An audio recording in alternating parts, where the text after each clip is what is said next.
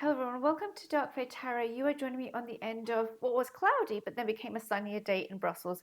Welcome to new subscribers, welcome back to those who already know me.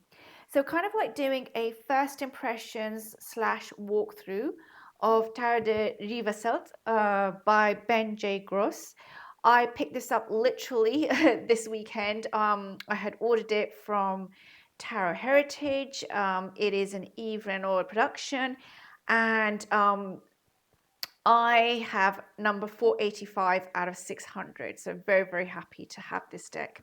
So a little bit of background, I was watching Mad Witch Giselle and her doing her, I think it was top 10 Marseille cards, which is a hashtag going around.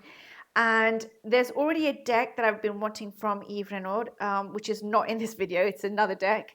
And when I saw Giselle present some decks, this was one of them. I saw her unbox it and literally, like, not unbox it, sorry, but just show it. I know she's already done a walkthrough of this, but literally, like, within 3 cards in, I had to pause it, Google the deck, realize it's Yves Renaud, and he has also done another deck that I wanted, and I had purchased it within like a very, very short amount of time. So that's how much I fell in love with this. So I'm going to open this and then I'm going to give you a little bit of a background on the deck which has been given to us. So just so you have a good look at this, this is inspired by the Tarot d'Avignon by Jean-Pierre Payen. So this is a kind of like a reimagination of this deck. I'm going to go into that a little bit more. This is Ben Gross's initials on the side, a little motif he's done, and this is of course one of his pentacles, beautiful there. And this is kind of like the realization of this edition was between 2016 and 2019. So we're going to have a look at this, and only 600 copies are made, and as I mentioned, this is 485. I don't know if they're being sold in order or not, so I have no idea how many there's left. If you're interested, just to let you know, but this I paid about 70 euros, I think, for it. I think it was 70.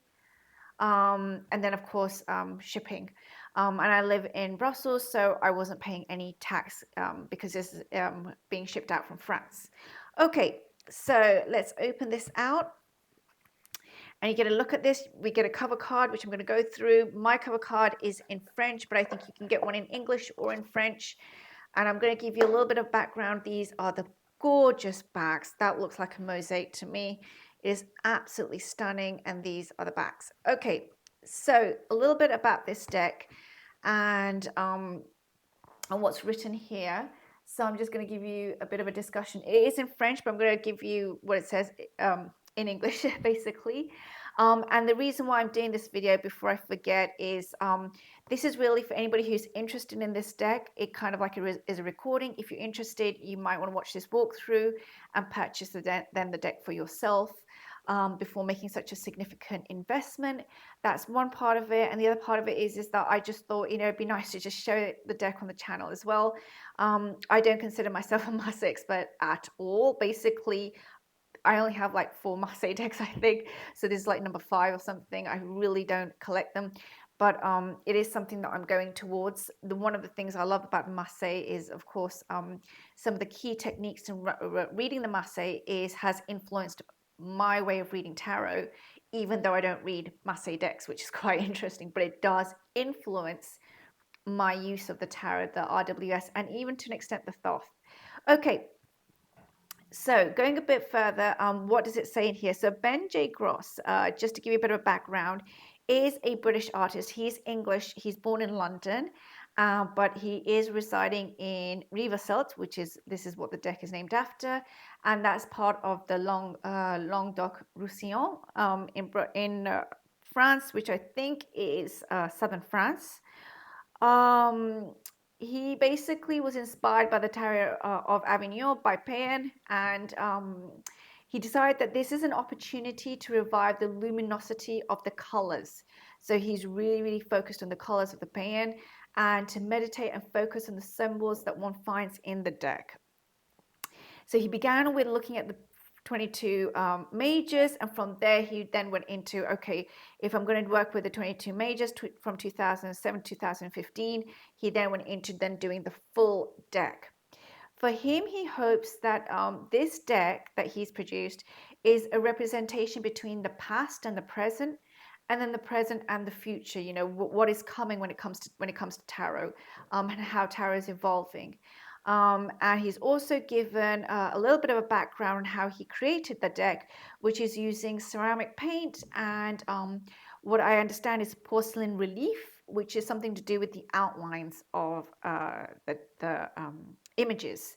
So that gives you a bit of a background on Ben Gross's art. He also has a website. I'm not sure if the website is still up and running, but I also know he is present on Facebook and on Instagram if you're interested in his art.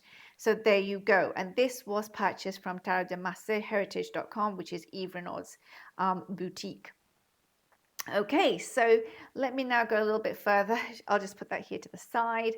Hopefully it's not much of a distraction. If it is, I'll just move out the way. And these are the cards. Just to give you a bit of an idea of the card size, I happen to have an RWS card here, so it gives you a bit of an understanding. This is how big they are. So they are quite significantly big. This is an RWS Justice card. It's in Dutch, but it's basically a regular card.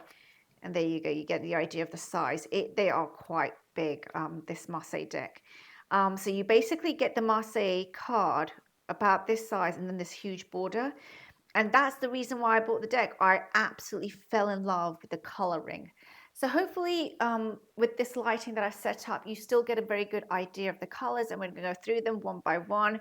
And as we get through to the pips, I might speed up because you might be thinking, okay, you know, it's just pips, but let's see.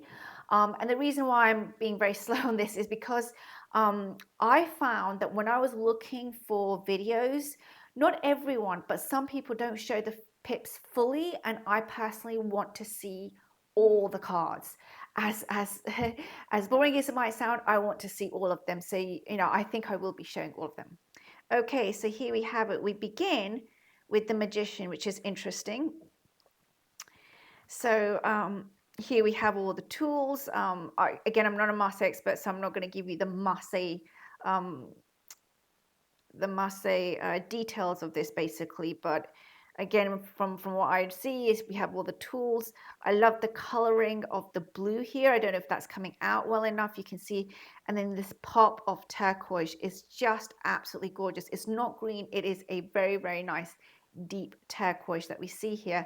And then we get these oranges, and I think that's what makes this deck so unique, as well as the borders, of course. This is the La Papesse. Here we have the same colors for the sides of the pillars. I understand with the payen they differ, or maybe I'm wrong. Maybe that's another deck where they differ. But we have the Papesse. Interesting how her hand looks. It looks very, very... She looks quite old here to me, to be quite honest with you. And again, we have this blue coloring for the background, for the veil in the back. Beautiful person. Beautiful coloring. She looks very, very stern, to be quite honest. Okay. So here we have the Empress. Again, we see that very, very strong motif here of orange coming through the motif, sorry, of the color. We also have a very orange scepter. And I can't really see much of her folds. That's how deep the blues are here. Here we have the Emperor. He's really cleaned up the lines. I don't know if it's meant to be that clean. I don't know. My personal experience with Marseille, sometimes I find it very, very hard to look at because it's very, yeah, I can't see the lines too well, to be honest with you. And I personally do not purchase a lot of Marseille decks because of that experience. I just feel like it would be better if I could actually just, you know, I'd rather buy one really nice Marseille deck than so many where I just can't see them properly. Okay, so here we have the Pope, Le Pape. And it's interesting that here it's more peachy than orange, parts of his robe. There's that pink, but to me it looks more peachy. Here we have the Lovers. We do have two people and the person in the middle. I know some of the Lovers cards sometimes there's only two people. She's been crowned. And we have Cupid or Eros basically above. Um, yeah, and there's a lot of green in here, actually. It's quite interesting, with the sun rays being quite orange. Okay, so here's the chariot or chariot, and what I find really interesting is here the sides. They both have faces, and the horses are looking at each other, and you've got like a little arrow, and the arrow is interesting. It's like you've got one arrow inside another arrow. It looks very much like it's confused a little bit. I'm not sure if that's what it's meant to be. I don't know if everybody else is seeing that as well. One of the reasons why I bought this deck is because I absolutely love the leaves that are coming through, and how they've been depicted. And again, the border here, we see these blues now coming through on the chariot, right? I don't know if that's because it's a water sign. I don't know why Ben Gross decided to bring so much blue in, but very different. Again, if you see here, the jump from the lovers to the chariot, you can see now the coloring has changed. Here's the Justice card. It's interesting because I was thinking of buying the pen as well, but I didn't in the end. I bought the one that I really wanted to buy. So it's not in this video, it'll be in another video that I upload. And in a way, I have an out the pen because that's what this is based on.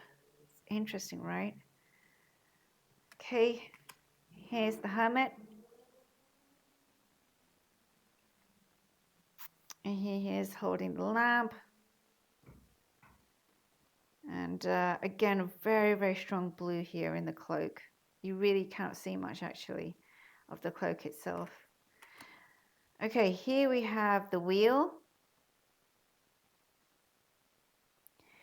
And we have 3 on the wheel this time, not 4, which is probably traditional for Marseille. And again, we don't have that blue coloring here. It's interesting how he's only put it on some of them. Okay, here's the strength card at 11. Again, a beautiful strength card. And here we have Le Pendu with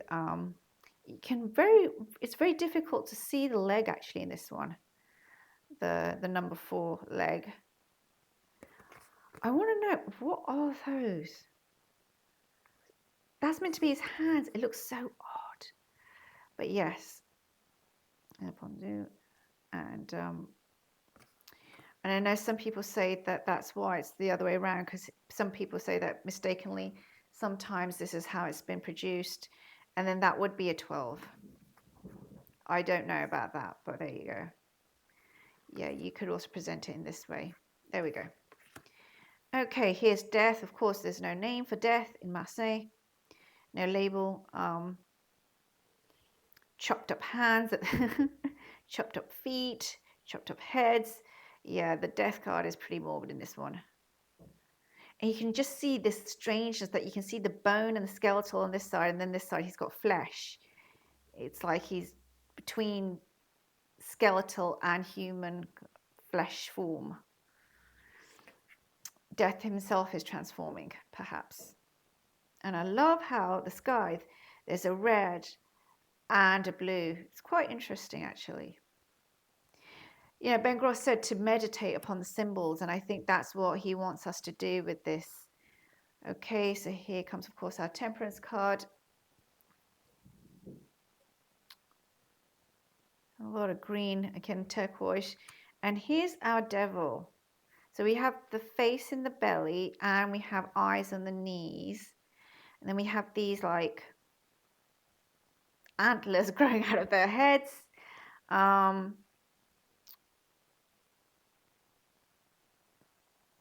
Yeah, interesting card here. And yeah, and what's he holding? I have no idea what he's holding. A wand? I love the wings of the devil in this one. And he's got this very strange hat on. It's almost like the devil himself is a joke. That's how it feels in this. And he's also on the world, but on the scepter of the world, the globe. Okay. So here comes our tower, Maison du, la maison. Yeah, I don't know much to say about this tower because I'm seeing it as an RWS, but I'm not meant to. I'm meant to see it as a Rider-Waite-Smith. Now, usually it was like a blasted tree, as I recall. The original one was a tree that's being struck. And I feel like there's a little bit of that with this, which is meant to be the strike, but it also reminds me of a tree a little bit. Yeah, I think Ben Ross was right. He's like, meditate on the symbols. What do they mean to me? And that's interesting how he's done that. Here comes our star card. That's beautiful. Almost like she has a companion there. I don't know what that is meant to be. Yeah. Oh, and he's done the stars very well. They're beautifully reimagined here. Okay, here's our moon. I think, I can't remember which channel it was. Somebody has done a comparison between the Ben J. Gross reimagination, creation, basically, and the Pan, the original. So, okay. Here's our sun card. This time we have twins, no naked baby on a horse. I think that comes later. I think originally it was the twins. The wall in the background. Judgment. And I love this. This is what I really like. This effect, which I know is from the Pan, but this like the folds of the clothes. I really love that. It's one of the reasons why I bought this deck, actually. We're going to see it again. Here comes our world card with the wreath. Very, very blue. Interesting. And we have the four symbols here on the sides, as expected, which is beautiful. She's got a sword here. I don't know. Is that a sword? She doesn't have a slash covering her, which is interesting. But she has got a cloak. Interestingly done. Okay, and here comes our Fool at the end, which is what apparently is traditional to this deck. There's the, I don't know, I don't think that's a dog. I think it's meant to be something else, some other kind of creature jumping up, a beast. And yeah, I like the Fool card actually. Well done. Okay, so we're already at the pips. That's great. And I'm going to show you each of the pips, but I'm going to try and go fast because, of course, they're just going to be very repetitive. But you get an idea how beautifully that's been done. There's a lot of this pinkiness in here. Here's our 2 of coins. Again, you see the beautiful detail of the artwork. 3. 4, the initials in the middle there. Exquisitely done with the leaves and the motifs. And I love how this is a different red. It feels a bit different. I don't think it is, but you can see a difference in the pattern a little. Here's our 5 of coins.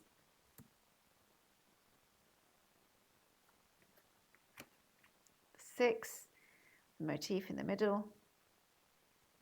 That's beautiful. I feel like they're tiles, ceramic tiles.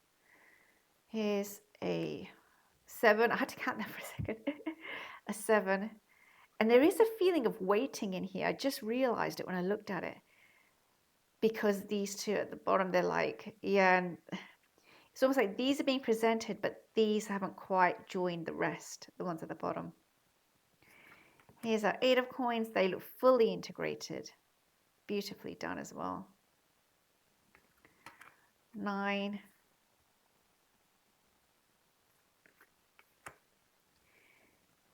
And here comes our 10. Beautifully done. I feel like the border is getting darker, by the way, just to give you an idea. Valet. So here comes our page.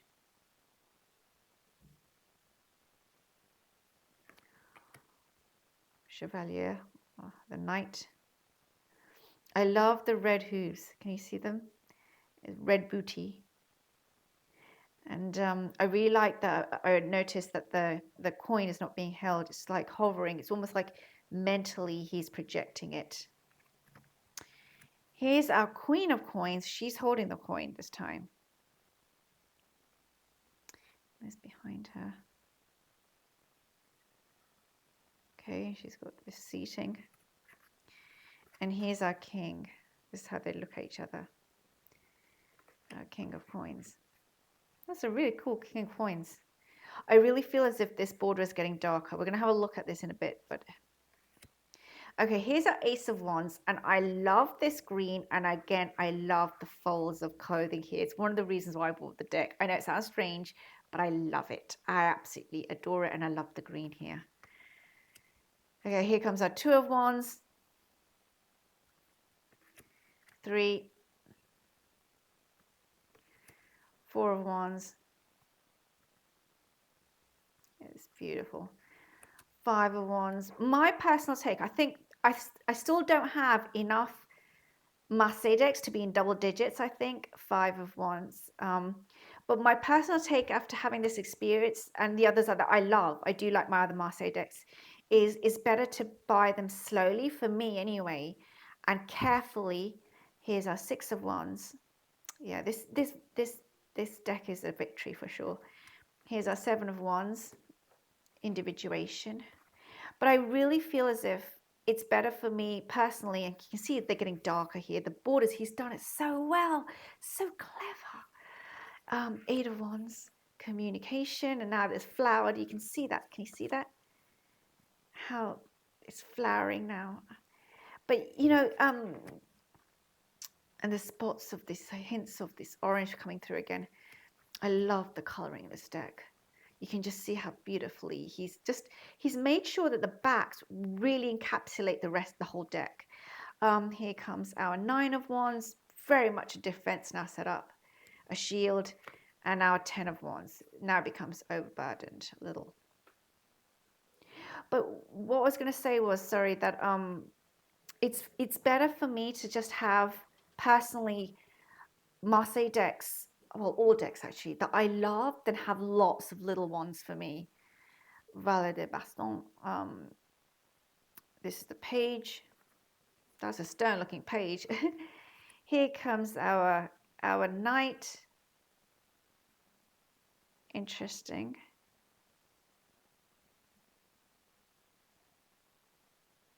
Is that him holding the horse?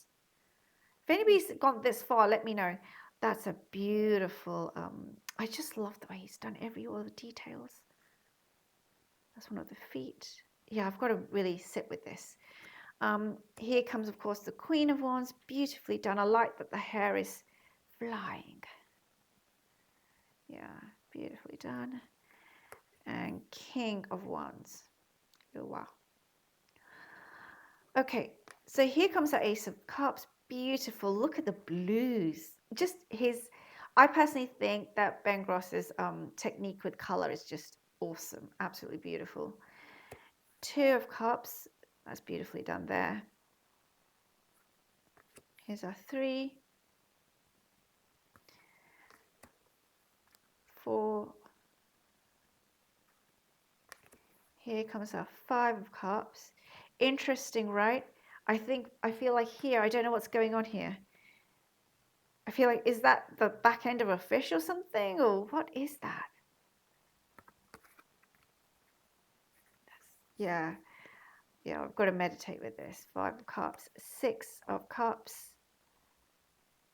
That's the bit I've honed in on his instructions, that the symbols really are for us to interpret for ourselves. 6 of Cups, 7. Here comes our 8 of Cups, and you can see the blues now getting very strong here. 9 of Cups, beautiful. Oh, look at that. Don't you feel like happiness and joy somehow bundled in there? Here comes our 10 of Cups, with that traditional one going over the top. Okay, so here comes our page. So there's no fish in the standard Marseille, but what is going on here?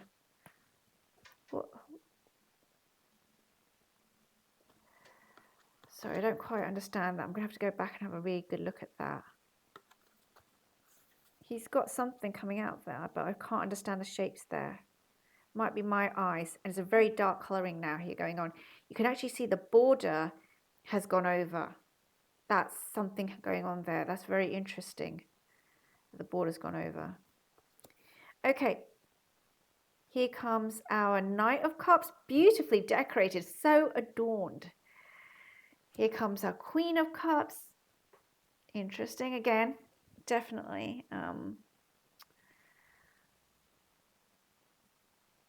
Yeah, she's got the folds in there, and there's a bit of the sea. And here comes our King of Cups.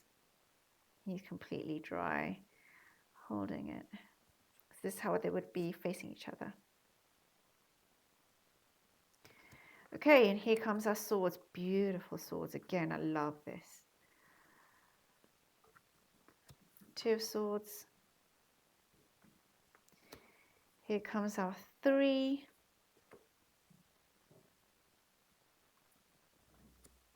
I've realized the 3 of Swords is read so differently in Marseille. So I'm really looking forward to getting deeper into that. And of course, it's read very differently, I have to say, in the Thoth as well. So it's actually the RWS that gives us this huge heartbreak. 4 of Swords. Beautiful motif in there. Resting. 5. 6. 6 of Swords. Fleeing to safety. Can you see there how the swords now look? There's some redness in there as well. I don't know if you get that, camera's picking it up there. And again, the intensity of that yellow now with splotches of red coming through. Here comes our 7 of Swords.